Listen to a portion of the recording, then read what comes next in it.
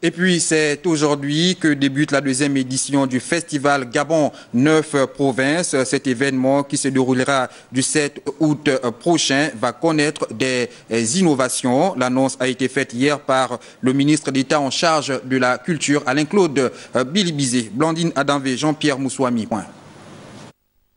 La rencontre du Palais des Sports se voulait un cadre d'échange à forte tonalité explicative. Le patron de la culture est revenu sur les sacro-saints principes trouvés aux allures festivalières qui consacrent le retour aux sources, puis cet hommage à Ange Ratanga Atoz, historien de renom qui vient de tirer sa révélation. Nous souhaitons que cette année, Gabon 9 provinces se souvienne d'un homme qui a marqué l'histoire de notre pays, de par son engagement, de par ses enseignements, de par sa production universitaire et intellectuelle, le professeur Ange Atoz Ratanga, qui nous a quittés il y a quelques semaines. Et au moment où il s'en va, il laisse une œuvre immense sur l'histoire du Gabon, sur les peuples du Gabon, sur les cultures du Gabon.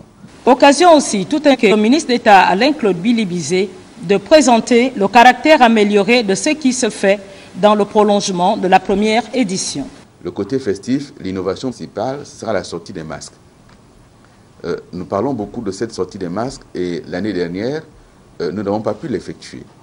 Cette édition, les organisateurs ont pensé que, faute d'avoir pu le faire le dernier jour du festival, nous allons le faire le premier jour du festival.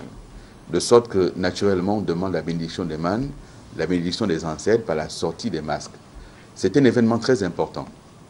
Les masques chez nous ont beaucoup de significations. Il y a des masques qui symbolisent les danses de jour, d'autres des danses de nuit. Mais ces masques-là, ce n'est pas seulement de l'esthétique, c'est aussi le contenu.